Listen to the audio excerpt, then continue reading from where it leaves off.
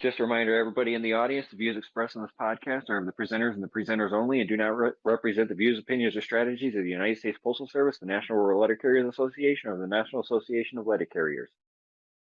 Hey, welcome back, everybody. Bonus episode this week. We have Mr. Corey Walton from A to Arbitration joining Josh and James and myself. How are you this evening, Corey?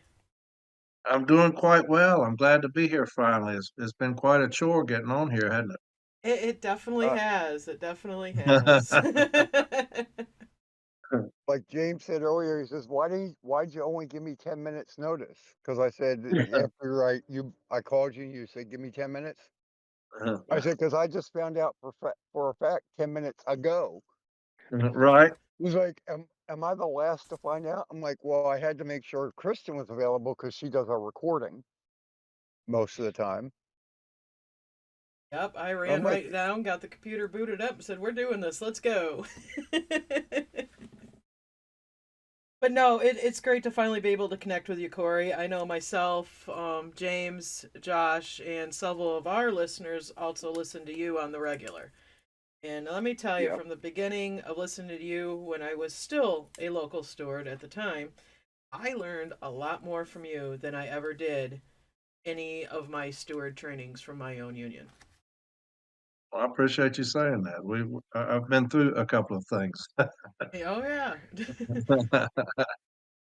It's amazing to listen to you because to hear the things that you're going through and then maybe a few months down the road, it turns right over and comes right to the rural side. So it's Right. like they learn from you guys, give it to us, they learn from us and give it to you guys.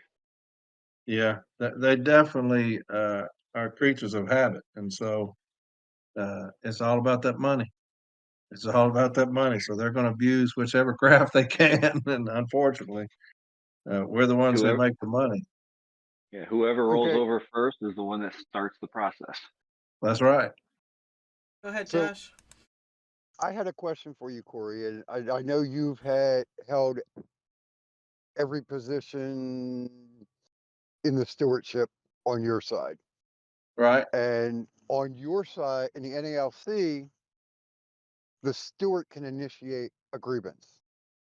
Right. So that gives you, as the steward, the opportunity to investigate for 14 days before you actually file. Right. On on our side, the grievant has to actually initiate it, Yeah. which only leaves you that 10-day window from the time the grievance is signed to you having to meet. Yeah.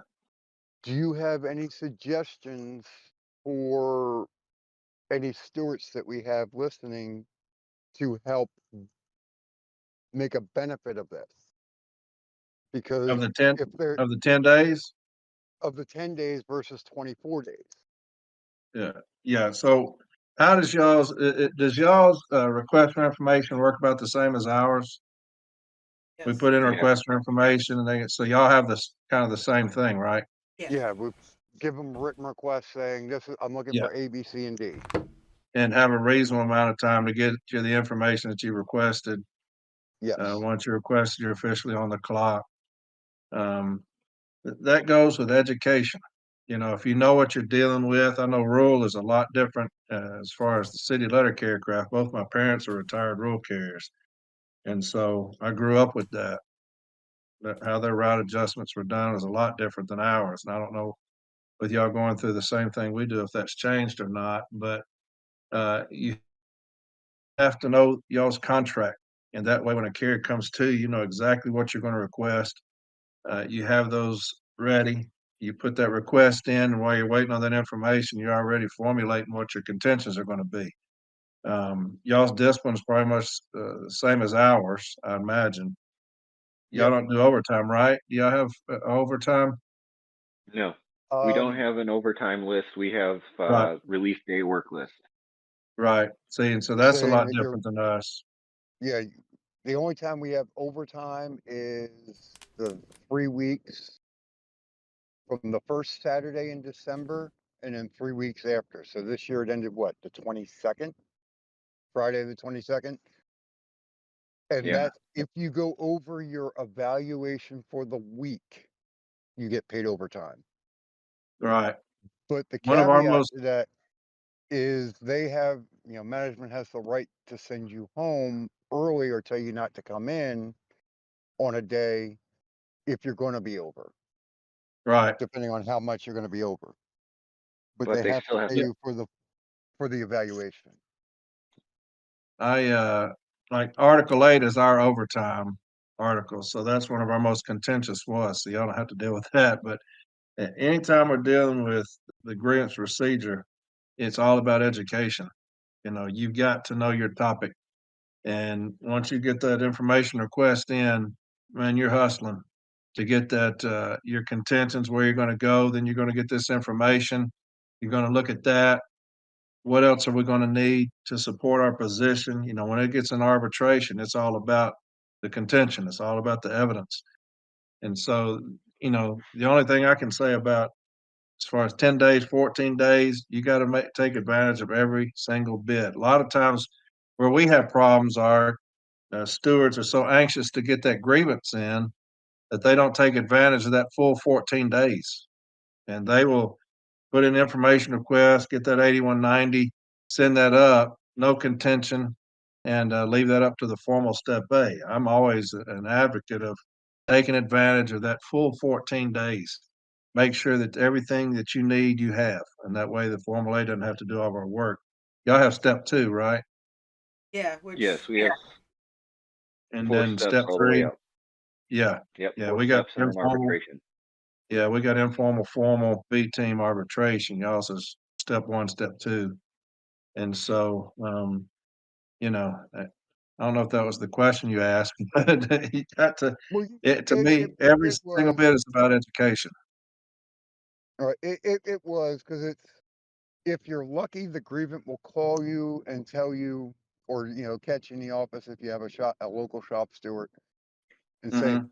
"Hey, management's done. This is what management's done." So that gives you that week or two for them to finally fill out the 8191, which is our grievance step 1 form.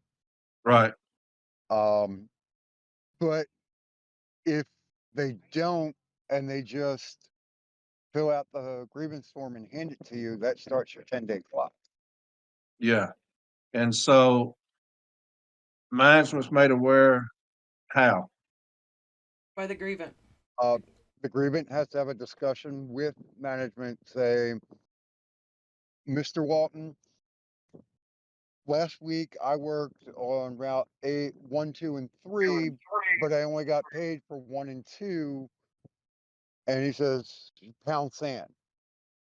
And I say, oh, Mr. Walton, I need an 8191, please, because I'm going to grieve that you didn't pay me for that day, or Really? whatever the situation is. Yep. I had no idea that that's how that happened. That's crazy. Mm-hmm. And Yeah, The that, so grievant 'cause has to we go in and have their informal conversation with management. If they can work it out with management, they're great. If not, then the grievant has to file the grievance, and management has to initial and date it on the date that and then check, say yes or no, it was timely within the 14 days of the occurrence. I had no idea that's nuts. And so, because us, we just go to the steward. We said, "Hey, Right. they worked so and so yesterday. I was supposed to work, and then here we go." But y'all have to go up to the supervisor and initiate a grievance. yep. Yes. Damn, that's crazy. This audience, are those the people that are listening? Yes, they are. Yes. Is Fed They're Up? Is that listening Ron? live. Is Yes, that That Ron is speaking? that is Ron. that is Ron. He's a friend of All right. I ours wish too. he's a friend of everybody's. I like Oh, that guy, man. He's got a All great right. show. oh yes, So yes he does. far, the comments in there have been evening. Mr. Milton Union is in the house. I'm still trying to play catch up on the pod. Thanks for being here, Corey. And then Fed Up says, Corey, what's up, brother? Awesome Yeah. episode. Awesome episode with I'm assuming that was supposed to be Fed Up. Nice No, work. yeah, no. Ron just did an episode with Fed Hurt, which is a federal. They deal with federal WCP. It was a really good episode. Okay. I haven't heard that Mm. one yet. Yeah, how I and don't see these But thank you. Ron says thank you. Hands together. Appreciate that. Lots more to come. Fed up is great. Yay! This is awesome. About time. And they've been looking forward to you, Corey. That's for sure. I know we have a lot of Well, our listeners listen to you as well. Ron says Corey is the godfather of this movement. I don't know about that, but we're trying to get some shit started. I know that. I wish, and I know that most of your audience probably gonna think I'm crazy, but I wish that the NELC would just swallow up the Rural Carriers Union and we all become a huge union. I wish that we would have done that. I know that when my dad was a rural carrier, he begged them to do that, to join in with the NELC. But Yeah, but I don't I want to wish wear they a would. uniform or have to go hourly. Y'all like your evaluated routes, right? Yeah. I like getting done. I like getting done in 7 hours and getting paid for 9 and going home. Yes, That's a great thing. My dad was like that. When I first started, it was 1988 as a rural carrier. I started as a rural carrier and started with my dad, and we worked together. And I'd have pulled my route down. I was leaving. He was coming back. That's how fast he was. And Yeah. so, but he'd be done with his route by 11 o'clock, 11:30, and out But here in Franklin, yeah, and Tennessee. But probably getting paid till 3 or 4.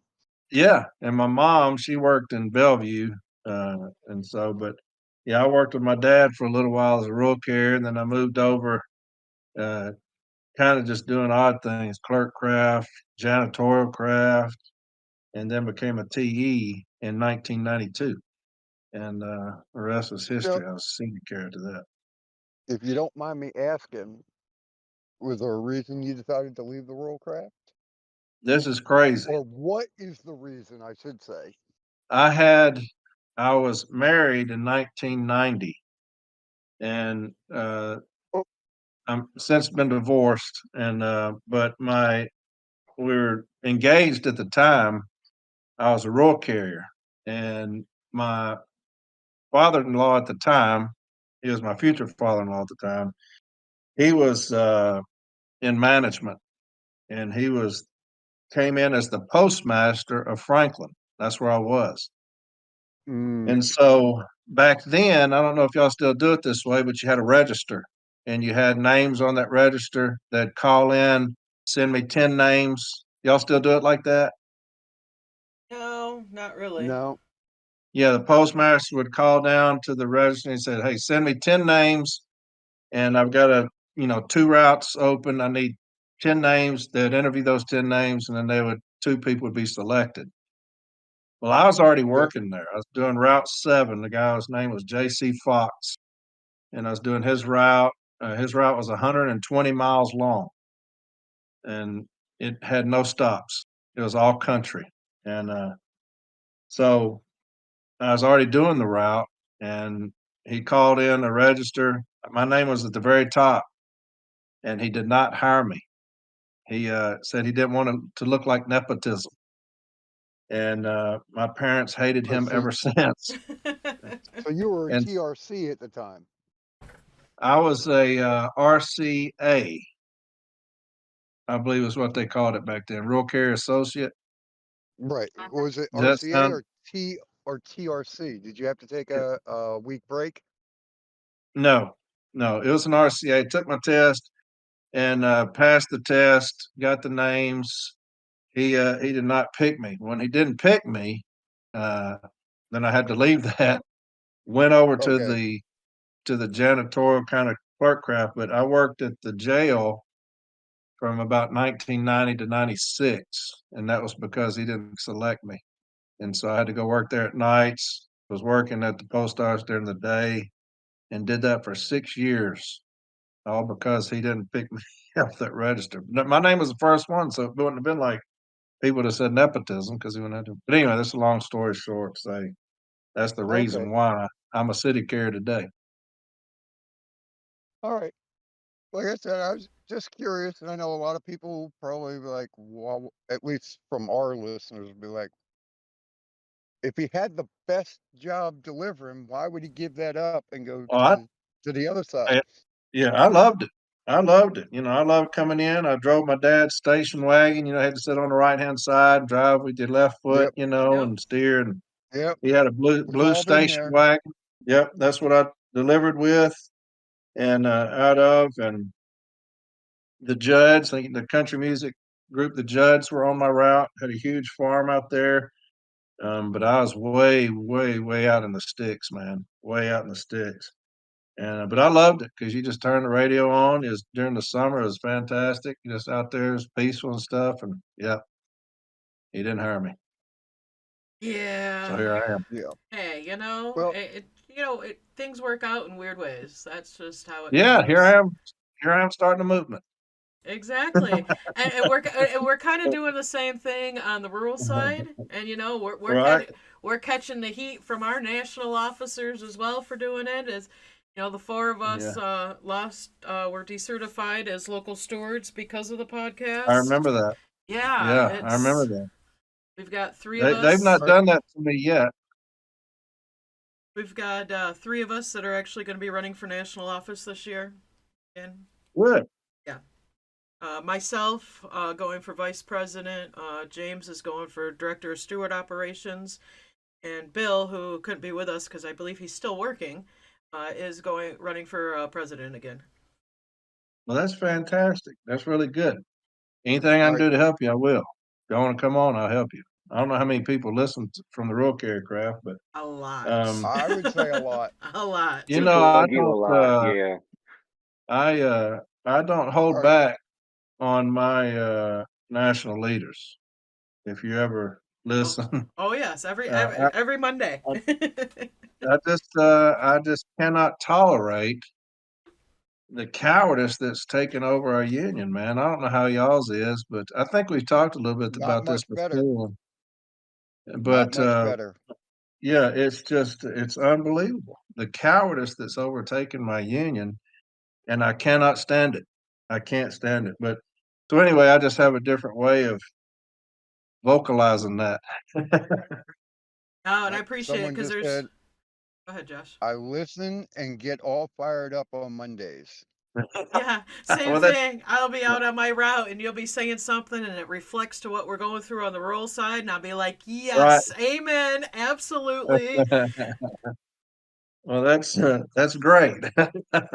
All right. A Well, lot if of there's people any, can't take the language, but when you get fired up, hell, just how it is. Oh, yes. We all right, do. for anyone in the audience, if you had a question, I would say put the question in the chat now, because Corey does have he took time out of his busy schedule to join us this evening. He has things he has to get back to this evening before he goes to bed. So, Yeah, I can answer some questions though if they want to ask them. I'll do the best I can. But yeah, I know we've been trying to get on here for a while, and my schedule is crazy. Yeah, And we completely understand that. We're all pretty yeah, flexible, so. yeah, yeah, as for a the most city part, we're carrier, flexible, and or if you were available, Kristen, for whatever reason, might not be available. yeah, So we could have you come on, but without Kristen to be able to actually record it, and without enough advance notice, we have someone else that does recording and editing for us other than Kristen, which helps. right, right. So we just kind of all scramble to get on here at the same time. Oh, yeah. Oh, Yep. yeah. I All got right. you. Let me ask this question to you, Corey. Mm-hmm. As somebody who formerly was a rural carrier but is a city carrier, looking at the rural craft from the outside, what do Right. you see as the biggest issue pertaining to rural carriers today? I think it's y'all's leadership, your representation. That's kind of the thing that city carriers always talk about is the lack of I don't know how you'd put it. It goes all the way back to when my dad was a rural carrier. It's that even your arbitration process is dysfunctional at best. And I just think that, with y'all saying that y'all going to have some people run for national leadership, I think it starts there. Y'all are kind of not rural carriers, because I love rural carriers like I love city carriers. To me, you're all family, but it's laughable, y'all's representation.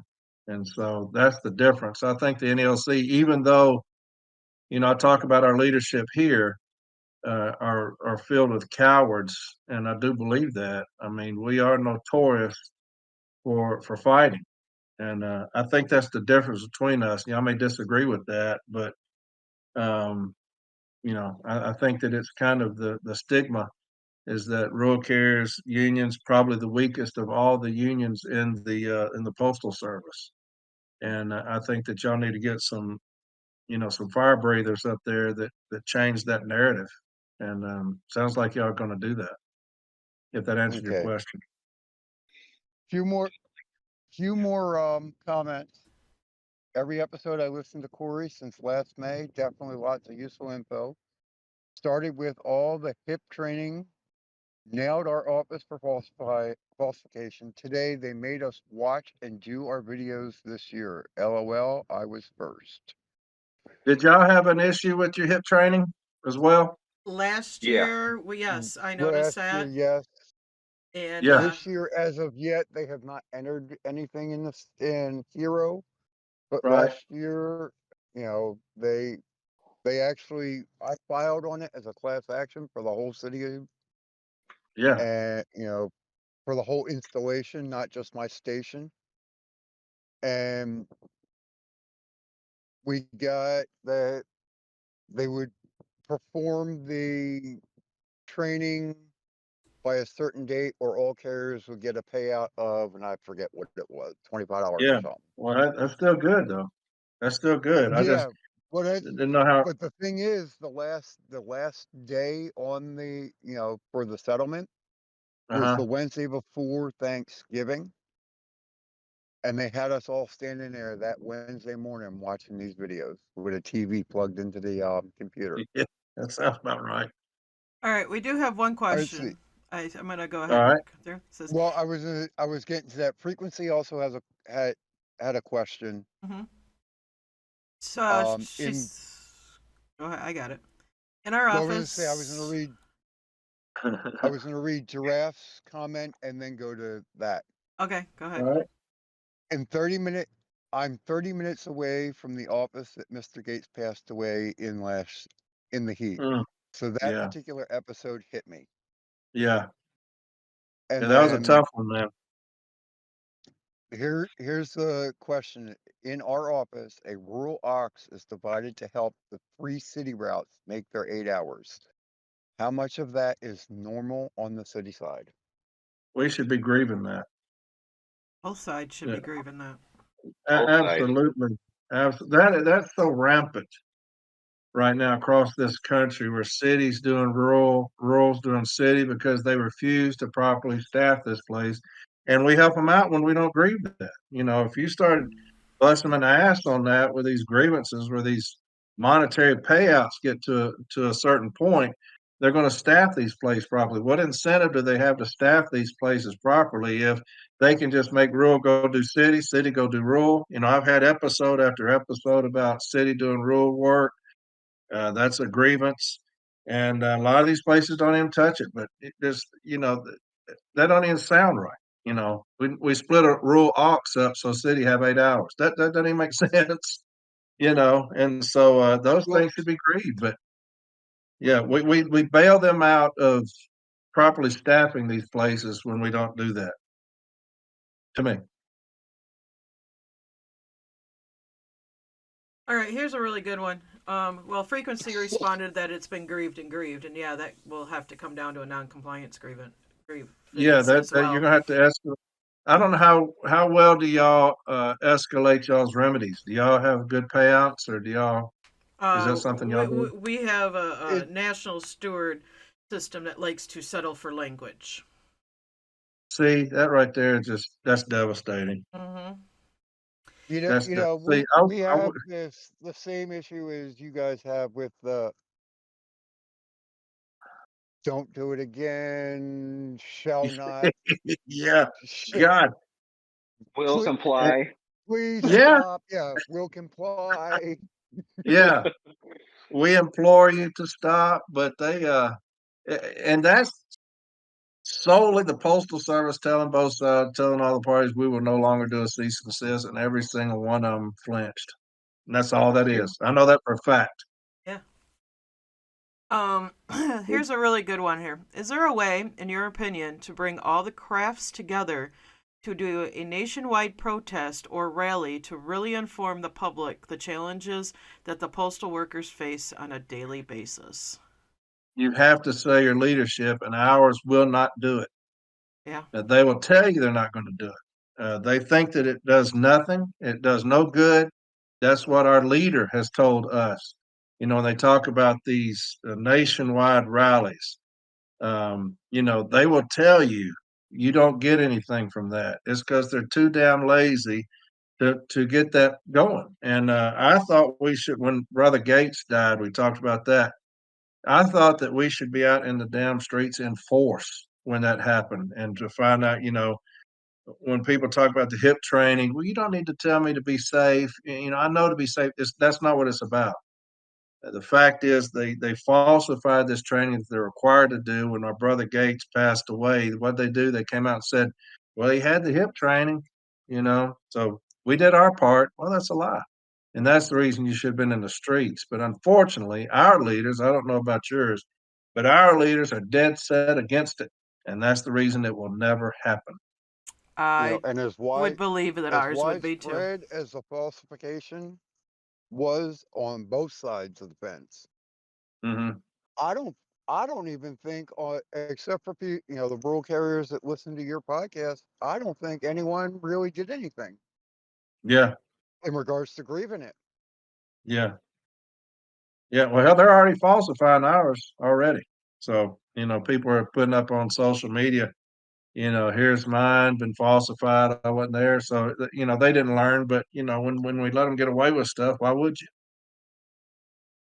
So Corey, here's some highlights because I went to our Southwest area conference this past weekend. Some highlights from our president in his speech about what's coming to the Postal Service. The first one is that the S&DCs are really nice. They're going to have brand new cases. You're going to have more relief carriers to cover routes. You're going to have all these new electric vehicles to drive and stuff like that. The other side That's was great. you gotta read the DeJoy's 10-year plan for the Postal Service because that's what's going to happen.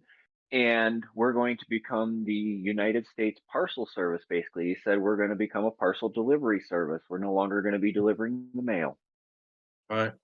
Well, I tell you what, with the volume we've had lately, I can see that. I mean, we've had no mail. I don't know what they're doing, but surely people just didn't stop overnight using the Postal Service as far as mail. But yeah, they've sold us on it. They've sold our leaders on it. So and it may be the greatest thing that's ever happened to the Postal Service, and it may save us. And it's the best thing since sliced bread. But I know that my carriers are having to drive an extra hour now to work, and I don't like that. I don't like anything that negatively affects my people, and that does. But we have no Well, say, so I guess we didn't have no pushback against it. But I guess that's the future. and one of the other things you were saying that came out in SWAC, James, was for the past 2 years we've had an MOU on and off that they've signed saying that regular carriers can assist on a voluntary basis to help on other routes or Sunday Amazon delivery. And our president said that one of the things they want to try and negotiate into our new contract, which will start in the next couple of weeks, assuming you guys wrap up or move it to an arbitrator, is that he wants to get that written into the contract. What's the likeliness that management's going to just leave it at, are you going to volunteer? If it's actually in the contract, not an MOU. Is that a question to me? Yeah, in your opinion. Yeah. I'll say this. I think that it's funny. I come on our side. We're talking about our new contract, uh, Article 8, which is our overtime. They're going to revamp that. And they're saying that they're going to start doing Article 8 differently. If you want to work on your day off and don't want to work overtime the rest of the week, that's how they're going to do it. They didn't abide by it beforehand. Oh, wait, I don't care how many times you change Article 8, they're not going to abide by it. They didn't abide by it before. What makes you think they're going to abide by it now? There's no incentive to abide by any signed agreement. And so anytime y'all have that, what's the incentive to abide by that? And we don't have anything in place to make management abide by any MOU, to make them abide by anything. So, when you have a signed agreement that management doesn't care about, your MOU is the same way.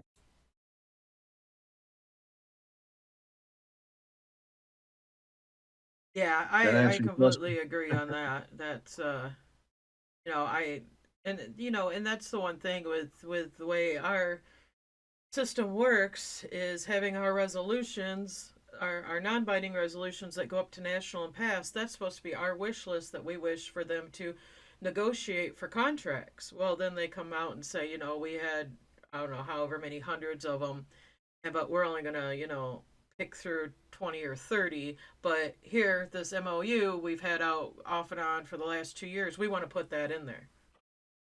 Yeah, no. That's how Yeah. And it's funny. It's funny because somebody did put a resolution up for that at 2 national last year or this past national, and it failed. Yeah. And they're still going to try and push it through, even though the craft and their delegation told them not to. Yeah. That sounds about right. What do you think on do you think your guys' contract negotiations may go into arbitration? It's looking like that. I don't know. I don't know what's going on with that. I mean, that's the big question that everybody always raises on social media. What's up with the contract? Our president refuses to tell the truth, so we don't know what's going on. They said they had an arbitrator. Ours, you have three arbitrators. One's ours, one's the Postal Services, and then you have a neutral arbitrator, and it's ultimately his decision, his or her decision. And so we've been waiting all this time for an arbitrator. We were told weeks ago we have an arbitrator selected. Now it's supposed to come out in a couple of weeks, but this has been going on for months and months. So to tell you the truth, I have no idea what's going on with it. It could, they could have a tentative agreement come down here any day now, but it's looking like it's going to arbitration. They keep saying the right things. I just don't believe anybody. And so I have no idea what's going on with the contract negotiations. You have those puppets that always talk about, it stalled because the postal service with their money. Well, obviously that's the biggest going to be the biggest hiccup every time you go to, when you talk about collective bargaining is money. And so you get all these other things out of the way, you make agreements on all these other things, and you say, we cannot agree to the financial package, and so we'll go to arbitration. Shouldn't take you over a year to do that. And that's where we're at. We're already over a year, and people are like, well, you just need to be patient. I don't want to be patient. They always tell us that when the agreement's signed, they're already working on the next one. Then why is it taking over a year? We hadn't even gone to arbitration yet. And so it's just frustrating. The members are frustrated, and our president is so dishonest. I have no idea. When he says something, I take that with a grain of salt. And so I have no idea, to tell you the truth. I should have just said that right off the beginning. But I have no idea. Okay, I got one more really good question here. Being a city carrier, how do you deal with the micromanagement? We now, as rural carriers, are beginning to face the same type of scrutiny for every little thing that we are doing, and I can't stand it. I hate being treated like I'm a liar or a criminal just for doing my job. Yeah. The good thing about my station is we don't have to deal with that, knock on wood. is a very tenured station, so they kind of stay away from that. They don't come in here with a lot of bullshit on our station. The biggest thing you can do is understand what's y'all's handbook. Ours is M41 handbook. What is 30, y'all's? Ours is a 38, 38. the M38. M38. Mhm. Get that and read it. And I would read it and read it and read it. When I first became a shop steward in 2006, I'd never seen the JCAM, the M39, which is management's, the M41, which is ours, had never seen any of them. And that was why, I had kind of fought with myself about being a steward because I was like, I'm going to let people down. But every break, I read the M41. At lunch, I read the M41. When I got home, I read the M41. And I understood my office duties. I understood my street duties. I understood my reporting requirements if I'm going to request overtime, which I don't have to do. But all those things I understood. And so I understood those for all my people. So everybody in my station was protected because I understood what they could and could not do. And so when they came in there and tried to micromanage all those years ago, way back when, we would grieve that and stop it. But you see more and more of it now. We have the TRAP. I'm sure y'all have heard me talk about that if y'all been on any of these episodes. Yeah. The new route adjustment process has brought all of that roaring back, all this micromanagement, the hour office time, getting out of the office in an hour, 22-minute load times. All these things are micromanaging. And so stationary events, that's all that. But it's all about knowing your rights, your things that you're required to do in the office, you're not required to do. 22-minute load time is something that's made up. Stationary events is something they can't do. Our office time is not contractual. So I would just get that M38 and I would study it. And I would study that y'all's office function, street function, your office duties, AM office duties, and all that stuff right there. All right. That's the biggest thing. Quick correction: the M38 is actually the management's guide to managing roll Okay. carriers, but our The actual PO 603, yeah, the PO 603 Okay. is what we would have to do. Yeah. But yeah, the M38's not a bad read either. But Yeah. You Yeah, I can would you always. can know what Yeah. management's looking for is in the M38, and what your duties and responsibilities are is in the PO 603. Yep. So make sure you Right. understand those, and then when you get to wanting to know the contract, is the EL 902 is our contract. Okay. Well, that's what I would do. I know it sounds boring, but I that's what I did. Right. And the Well, M39 is theirs. I studied that and studied that until I memorized it. And that way I knew theirs better than I knew they know now, theirs, and I knew M41 better than they knew it. So now, Corey, you said the M31 is the handbook, right? The employee handbook. M41 M41 is ours. M39 is Okay. theirs on our side. All right. Have they, like, for us, the PO 603, which is the rural carrier handbook, basically what you're supposed to do in a day yes, with Mm-hmm. the new rec system where everything's tracked digitally or on a report? They started saying, well, certain parts of that are no longer valid, but they haven't updated it with the TREP. Have they tried saying that on your side or no? No, no. They have these memos that they go by. That's where all our abuse comes from.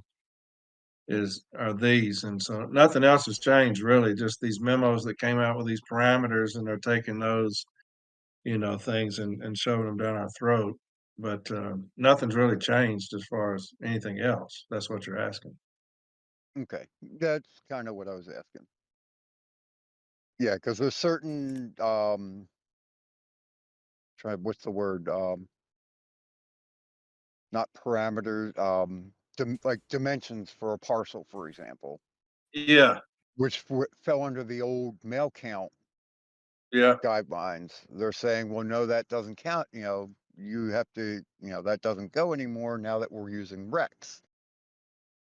You got yeah. to use the No, new none of that. guidelines, but they haven't updated the PO 603 as of yet to show that. And Yeah, as none of of yet, that's according changed. according to our director of labor relations, they're still in negotiations on what an obvious parcel is. We've never had to deal with that. Just, we have spurs, chunks, what they call them, things that are stuck in the case. If it's smaller than a shoebox, well, I'm not going to stick something smaller than a shoebox, 'cause I'm not going to stick something like that in my case. But so though, we have issues with that, but no, we never really had to deal with stuff like that. I remember my mother when she would do Well, rule counts, talking about what you're talking about right there, the box, the size of the parcel, how right. that counts Well, for you and stuff like that. like for example, the little white bags with the medicine in it, with Mm-hmm. the vial of medicine in it. Oh yeah. So something like that, for example, under the old count system, if you could case it, if it would fit into the case in a 1 inch separation, which would actually, it says, we say 2 addresses in a slot per slot, but it's a 2 inch slot, has 2 addresses in it, is what it actually calls for. Most people have enough dividers to divide each individual slot to that 1 inch slot without affecting the mail. It becomes a flat. Yeah. And then if it's over a certain length, width, height, or girth, then it becomes a parcel. We technically don't have the term spur. And now anything Is with that a barcode is considered a parcel under the new RX Oh system. really? Yep, anything with Yep. a barcode. And that's where the debate on the parcel size comes from, because we have what's called now an unscannable parcel. So, I mean, I have quite a few churches on my route, and so they'll get boxes of books that are metered mail. And, that to me, that I want credit for delivering that parcel, so I'm going to enter in it as an unscannable parcel. Well, now that's the huge debate on is what size does it have to be considered a parcel? And we've got management down to, if you believe it's unscannable parcel, then you need to show that to us first so we can approve whether or not that's a parcel for you. So if y'all had a priority envelope with a barcode, they're saying that's a parcel? Yep, and it'd be Yep. credited to us and on where we delivered it. The Huh. so it mail, would be a small parcel, which gives you minimal credit if you scan it into the Interact mailbox. Yeah. Medium size if it's in a parcel locker, or a large, which will now include walking distance from your park point to dismount to the front door and back. And also mileage from your mailbox to your park point, out of route mileage. Yeah. out of route Man, y'all mileage. got It's actually time. Yeah, this whole rec system is really yeah, that's a mess. it It's is. It is. convoluted. It's Yes. convoluted. And Golly, if management had kept its grubby hands out of it and our leadership didn't roll over on it, it would probably yeah, be a good evaluation system. If management had trained everybody, like our contract tells us, that management has to right. train us on changes to our works processes, and everybody knew what they were doing, it'd be a great system. But management can't keep their grubby hands on it. Management didn't want to train people beyond the 6 scans. You clock in, your load truck, end load truck, departure route, return to DU, and clock out. Those were the scans that management trained us on, and that was it. Everything Right. else we had to learn either through our podcast or through word of mouth from other carriers. Did all that stuff get fixed with y'all's? I remember y'all was in a big way, a mess back in the day with the route counts, the new route counts, how they came in and screwed y'all so bad. Oh no, They still haven't fixed that. it's still not fixed. Really? There's still issues. One of the I think the big issues. Well, they were when they were wanting to do our coverage factor. They if you had CBUs, like I have several CBUs on my route. If you didn't have mail for that first box in that CBU, or that first box in that CBU was inactive, you didn't get coverage at all for that CBU. I just remember what a mess that was back then. Oh, Matter it of fact, still is. I think I had an episode where I talked about it. Yeah, it, yeah, it's better, but it's a whole new mess yeah. Yeah. And because we can't. Everything is data driven, so it's off of the end of run report or radar report, which is basically end of run with a few other things included on it, which is your bundled flats. But the problem with bundled flats is People Magazine, for example, they'll give the post office a listing of how many um, magazines are in the bundle for each route, but between them printing, packaging, and shipping, and then getting that report together and then sending it to the post office could be anywhere from 2 to 14 days delayed from when you actually receive it. Mm. Yeah, I mean, some aspects have improved, others are still just as disastrous. I mean, when you've got these far out rural routes that have two different zip codes that we call parent-child routes, they don't know what is going on because nobody can answer it. I mean, Yeah. That it's awful.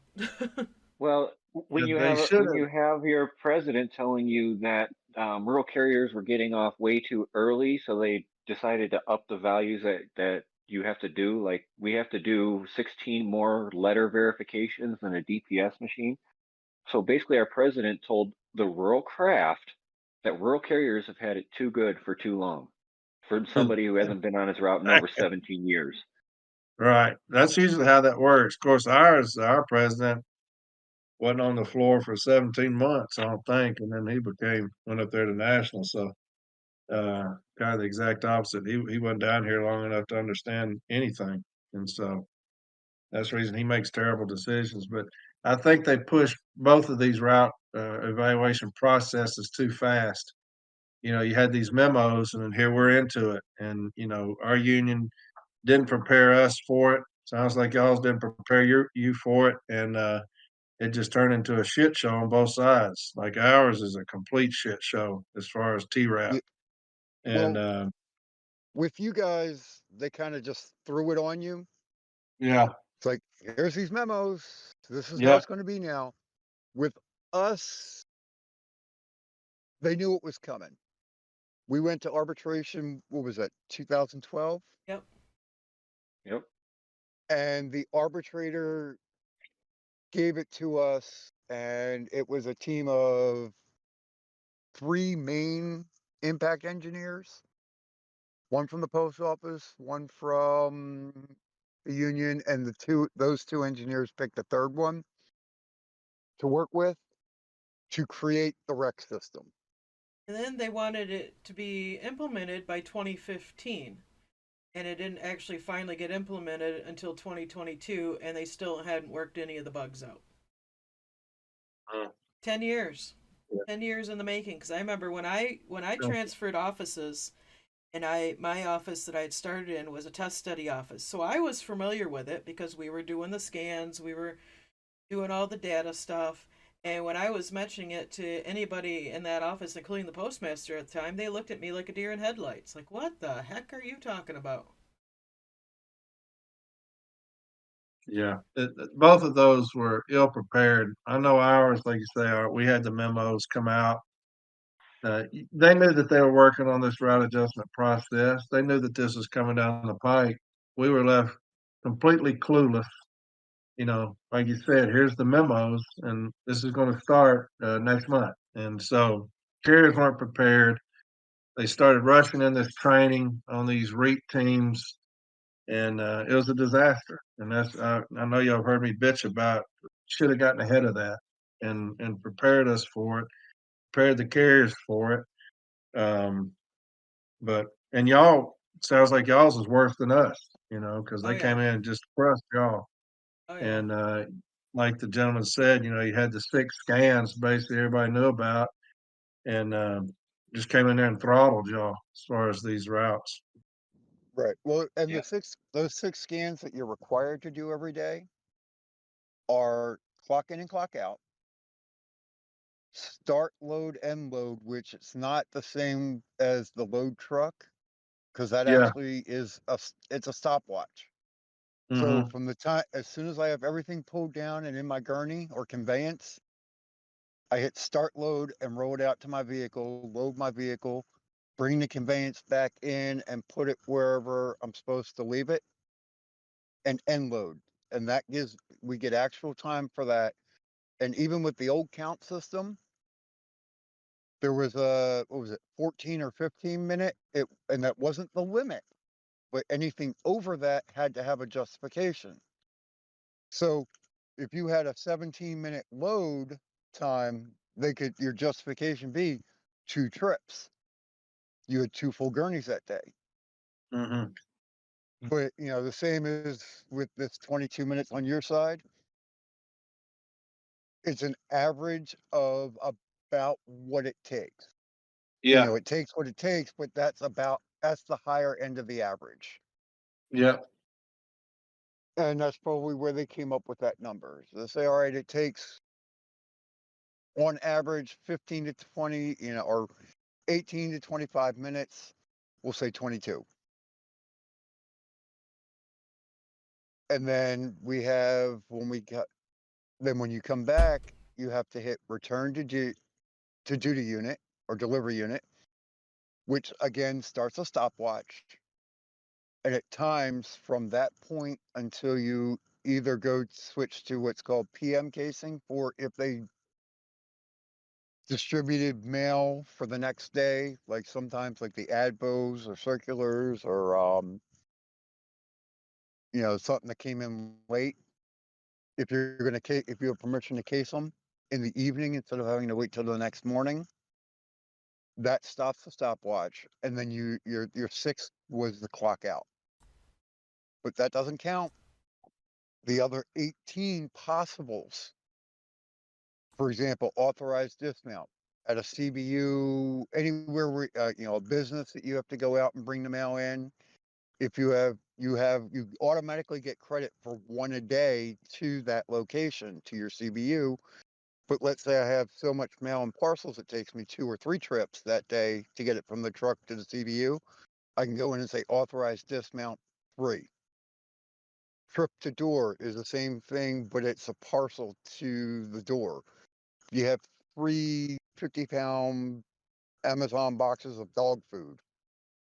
You ain't getting it in Right. 1 trip. You're taking 3 Yeah. trips to do that. So I can put in 3 trips to door, so I get the credit to walking from the truck to the door and back 3 times.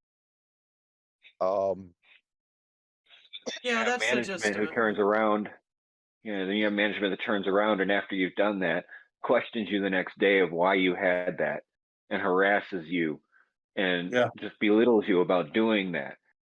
So I know you've been big on getting rid of managerial harassment. What would you tell the rural craft how to handle managerial harassment? Well, we have, in management's handbook, M39, uh, section 115.4, it's mutual respect. I don't know if y'all's has that, on I'm their sure it M38. does. It's those type things right there, when you kind of online with what you're talking about with the parcels, they came on ours and said, here's the parameters for parcels. You shouldn't have never done that. You should have never put in a time on a parameter for a parcel. I understand, that you get time for it, but time should be time. Whatever my time is I took, it should be my time. But they put in these parameters. You left the door open to be abused. And so uh, management that does that, to me, if it's creating a hostile working environment because of what you're doing, then that should be covered under section 115.4 of the M39 handbook, maintaining a mutual respect atmosphere. If you have anything, if you want to question something I'm doing, then you need to get up and come out there and watch me. If you don't think that I'm doing something properly, and then correct that. But to continue to badger me and bully me because of something you think I did wrong, or question me because of something you think I did wrong, you're creating a hostile working environment. That's what all these memos have done is created a hostile working environment for my people. You're talking about parcel takes a minute. Parcel takes what it takes. Just like what you're saying. You get 3 trips. Why'd you take 3 trips? Well, fuck, I had 3 boxes I couldn't take at one time. And so what you've done is our union has left the door open for us to be abused and bullied based off of these route adjustment processes, and that's because we're in agreement with them. We've come into an agreement with management. You cannot grieve the process. That's another thing that kills me is that you can't grieve it. And so you've left the door open for us to be abused off of it. We cannot grieve it. But with what you're saying, if management continues to call you in there and question you about certain things, to me, this created a hostile working environment. And I would address that. If y'all's M38 is management's handbook, I don't know what section 115 is in that, but ours is 115.4. It talks about maintaining mutual respect atmosphere.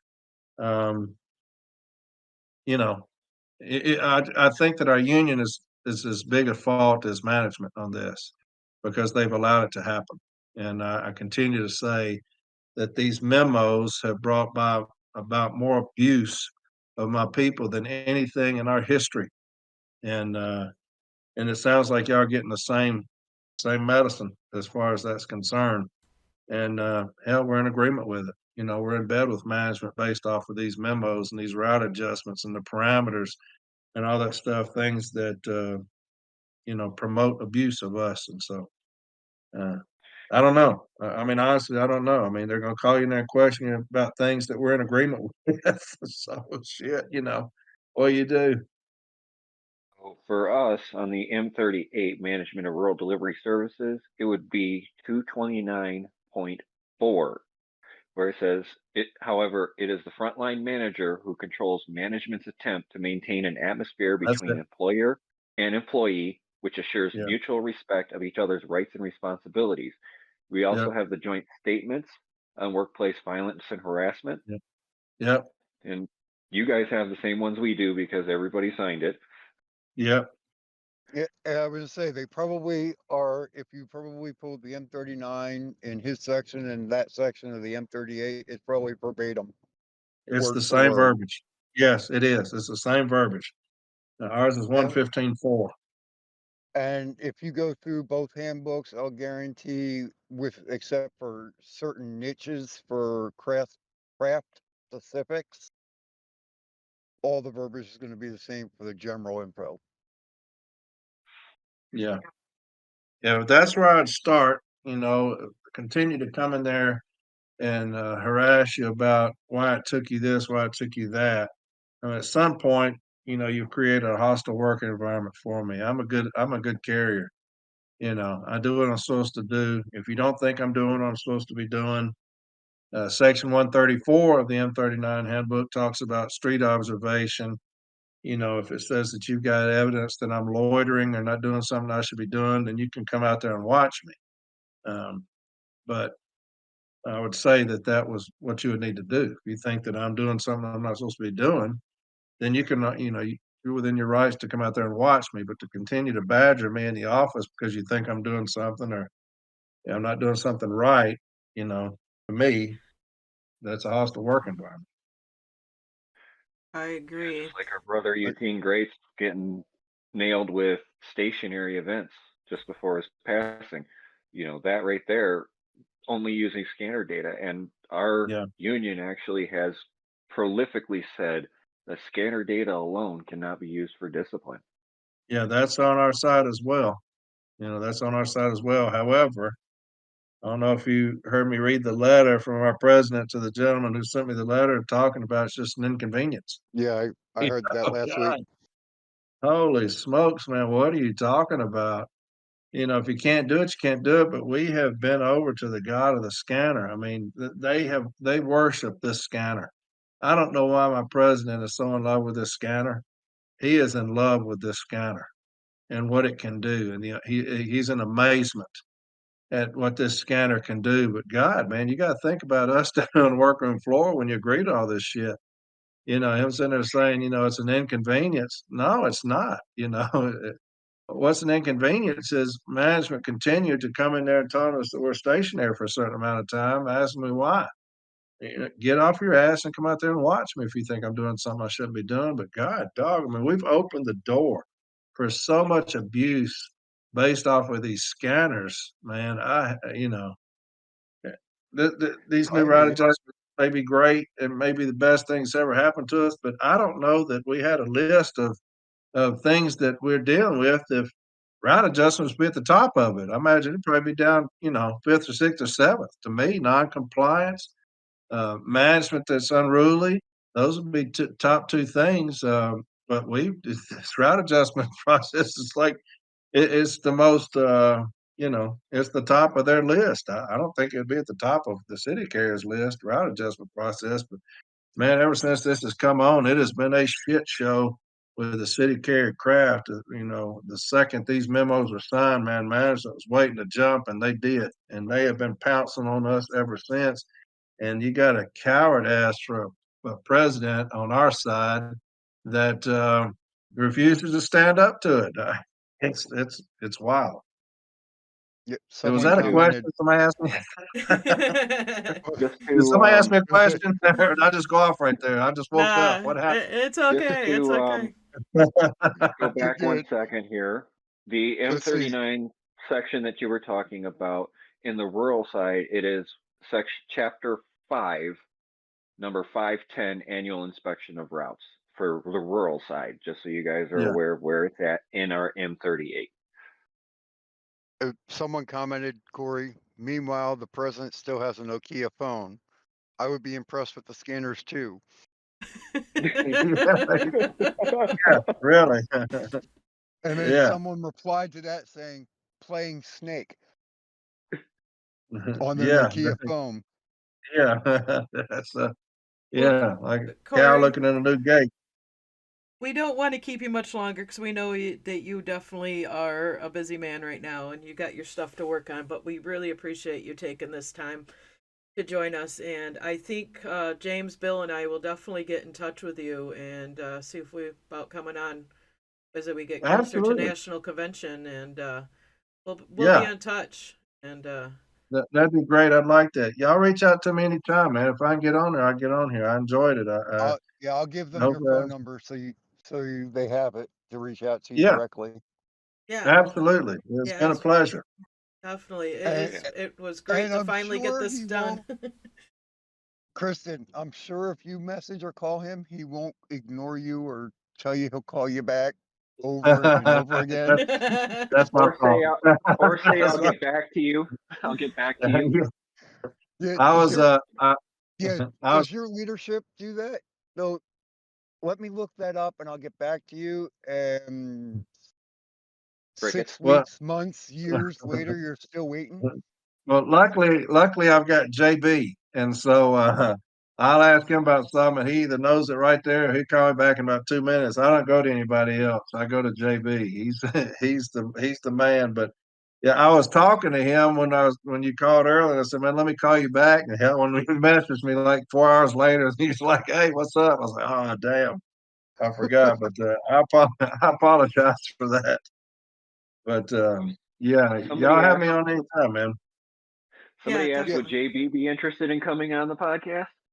He may be. Now his oldest daughter is fixing to have a baby. I think they put her in today. She's not gonna make it past the 28th. So it won't be anytime soon because he's gonna be enjoying that grandbaby. But that's the fine. guy. Now he's the one. When I become business agent, he's gonna be my right hand man. I'm Well, gonna now- send him around this region. I kind He of would have know to where he's come to coming the, from that He would have to because come to the studio because he'd have to Yep. go, you'd have to log him in onto Discord through your computer. Yeah, we can do something. We can figure something out. But he'd be a good one to have on too, man. He knows his Oh, stuff. I had to get What the was that young man? I'm sorry, go on, Kristen.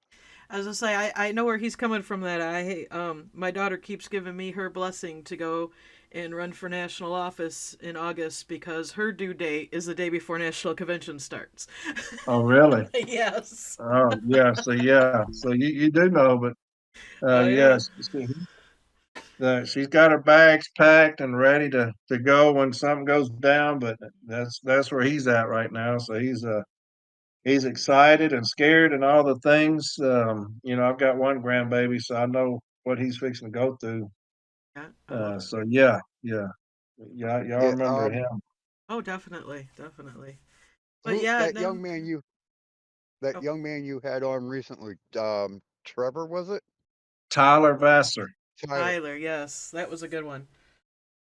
that guy's Now, sharp. one of you That was a guys good one. said you wanted to try and get him on. Yes, no, maybe. Yeah. Eventually, yeah, we can I definitely. imagine he would. I imagine he would come on. He would be a good one. That guy, he's much smarter than me. Yeah, Get Ron. I him, was like, damn. I mean, when he was talking, I was like, oh shit, Yeah, this guy knows his stuff. give him Man. my contact information. Okay. Yeah, Ron says he's Let gonna him be know on that Fed we'd be Up soon interested. too. Oh, he is. Yeah. Yeah, that he'll be good. That guy, he's sharp. He's really sharp. Yeah, so get him my contact inform. If he's interested, get him my contact information, and we'll try and set up something. I imagine No he would be. rush. Anybody that's trying No, to spread their message, I imagine wants to be on any platform they can get on. right. Um, but yeah, and then just let me know one way or another if he's interested. All right. Well, I'll just send him your contact information. Yeah, well, you All right. have it. Yeah. Yeah, Yeah, I got your phone number. Yep. yep, that works. All Yeah. right. So we're gonna let Corey get back, but if you've got any final thoughts or comments that you can send out to everybody that's listening this evening, Corey, that'd be great. Yeah. Just to me, we're all in the same boat. We're all the same family. Just because we do things a little bit differently. Hearing y'all talk about your struggles with national, it's our same struggle. I think that a movement on y'all side is critical, as well as a movement on our side is critical. To me, there's a new day as far as the union is concerned, and that's what I want. I want a new day as far as this union is concerned, a more militant union. I think that's what y'all need and y'all deserve.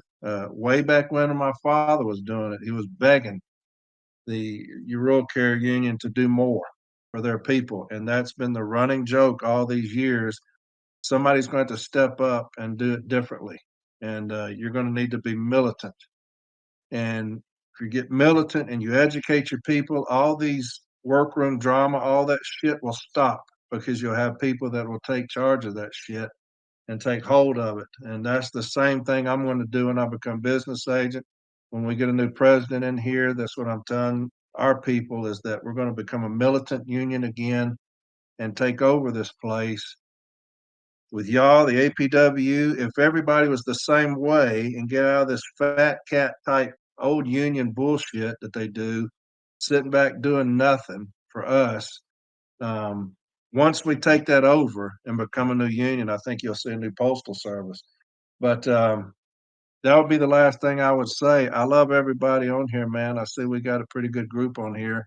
To me, y'all are still my brothers and sisters, even though y'all don't work near as much as we do. And so, but, Because but we work smarter, not harder. yeah, but, hey, I've been there, I've done that. I enjoyed it the little bit of time I could do it. So, hey, I ain't knocking it.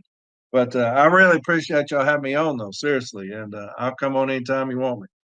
Thank you, Corey. We appreciate So it, he and I says. know many of our listeners that are listening down on the stage had definitely said thank you. They enjoyed you coming on with us tonight, and we will definitely be in touch again, for sure. Absolutely. Y'all take care of yourselves. You too. You have a You great too. evening. All right. All right. Y'all too. Bye All bye. right. Good night. Bye. There you have That it, was fun. guys. We got through with Corey. Definitely will not be a stranger. We'll definitely set up something for James, Bill, and I to get on there with Corey as well. Yes. Yeah, We're also I will looking put. at getting on Fed Up as well. Yes, yes. So But just a final thought here. As you heard from Corey, they're dealing with the exact same management that we are on the city side. And even though our unions compete for routes, compete for mailboxes, compete for customers, at the end of the day, we're brothers and sisters doing the same job. And the biggest thing about that is we're all in this together. Absolutely. So we are going to sign out for tonight. We will have this up for everybody's listening pleasure by the morning. So